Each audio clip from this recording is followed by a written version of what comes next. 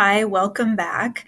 I hope you enjoyed the opportunity to explore the new California art standards and to dive a little bit into those lesson plans that I hope have inspired you and given you lots of good ideas for bringing arts opportunities to your students. So let's talk about next steps.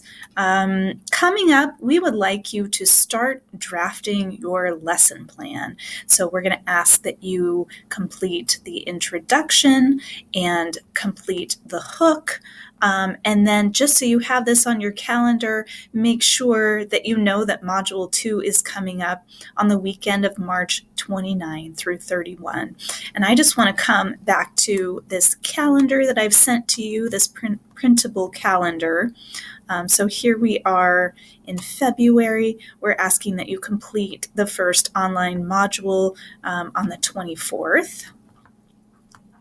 Then you have several weeks to start drafting your lesson plan, and we just want you to have that introduction and hook done by March 22nd. Then the following week, we will launch the second online learning module. That one will be focused on assessments. So jumping all the way to the end of your lesson plan and thinking about what you want students to know and to be able to do. Then you have a few weeks to draft that summative assessment on your lesson plan.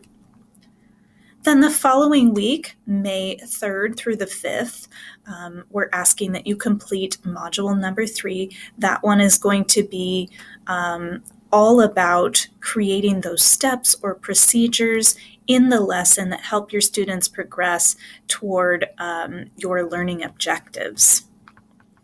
And again, you have a few weeks, this takes us into June, to finalize the draft of your lesson plan and to come up with those 3 to 5 activities or steps or procedures that are going to help your students progress toward the learning objectives. And then what we're all looking forward to, the Summer Institute in July that starts on the 15th and is done on the 17th. And this is when your revised, polished, completed lesson plan will be due on July 17th.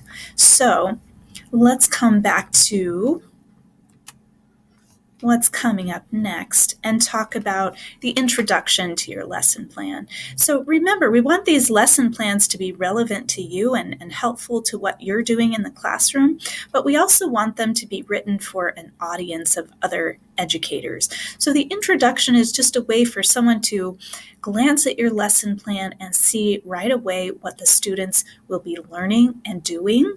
So think about starting with in this lesson and briefly describing the standards and the objectives that you'll be looking at and what students will be doing along the way. And we talk about hooking those students and engaging them in the learning, but this is your chance to hook the teacher and get them to be excited and interested in trying out your lesson plan in their classroom. So I want to remind you of how this is going to work. So you're going to go to CTE Online and you're going to go to your NSEEK group. And let's just say, so if you go to My Groups, you should be able to see your NSEEK group. And let's just say that I'm in Christiane Langford's group. Lucky me. And I can see all the members here, and I can check out the shared resources here. I'll also see a calendar. And then over here under lesson plans, you should be able to see a lesson plan template that has your name on it. So be sure that you start drafting your lesson plan on that template that has your name on it. So if I go to that template and I come here to this little box on the far right, and I'm going to click on Edit Lesson Plan. And then I'll be able to start filling in the lesson name, a quick overview. This is just one sentence, very short summary. And then I can start working here on my introduction. So again, just a short paragraph talking about what you're going to be doing in your lesson. So let's say that I'm a 5th grade teacher and I've been working with my students on learning all about the culture of the Northwest Coast Native American people. And we've read a few books, and they're deeply engaged in that subject matter. But I want to help them deepen their learning by bringing in a visual arts lesson. And I know that I want my students to create totems, just like the Northwest Coast Native Americans that we've been learning about. But I want these totems to be personalized to them. So I know that I want to write an introduction that's just what I see happening, what I see students doing and learning in this lesson. And I'm going to come down here and put in the lesson times. I'm thinking this first lesson might take a couple of days, so I'm going to put that here. And then down here, I'm going to copy and paste the standard that I'll be using, and I've been exploring the standards. So I know that I want my students in the visual arts to be creating. And I know that I want them to make art or design with various art materials and tools to explore personal interests, questions, and curiosity. And I want to ground my totem lesson in this standard. So even though my students are in fifth grade, they're not quite here. They're not ready to do that artistic investigation yet. So even though my students are in fifth grade, I want to ground my lesson in this second grade standard. So I'm going to copy and paste that over here. So I've got my introduction and I've got my standards, and I've got my lesson name. Now it's time to work on the hook. So most of us have heard this language before. The hook is going to be that first activity that you're doing in the lesson, that activity or that step or that procedure that's designed to really engage students in what they're learning. It's not always that engaging to say, all right, students, so now we're going to be making art or design with various art materials. So the hook is all about getting them really excited about what you're doing. So it's going to draw on student interest or experience. It can be giving them an opportunity to get curious about something, and it can give them learning with a real world purpose. So what we want our students to learn isn't always terribly compelling to them. So we want to be sure to give them a reason to learn that is compelling to them. So there are all sorts of ways that you could design a hook. For my lesson, I could show students a video of an artist creating a totem. I could bring in a totem that I already have and pass it around and ask students to think about what the objects or the animals in that totem might mean to the artist.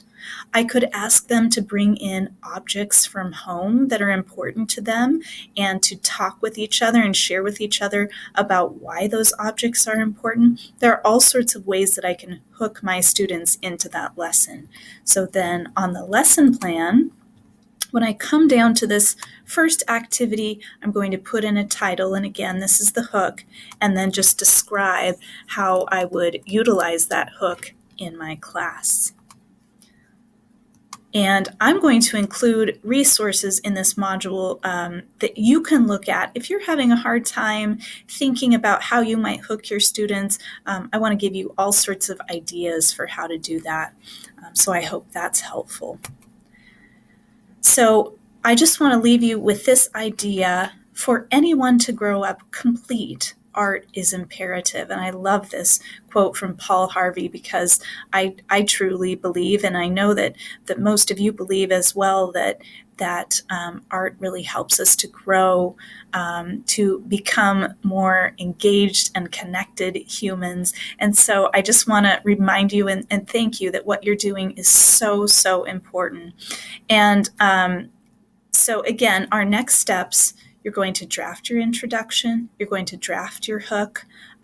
Remember that Module 2 is coming up on March 29 through 31. And please do know that we put these due dates and deadlines in here just to keep everyone, for the most part, on track. But if at any time you need more time, just reach out to your peer coach and let them know. And we can definitely be flexible. If you're on vacation or something happens and you need more time and more support, just let us know.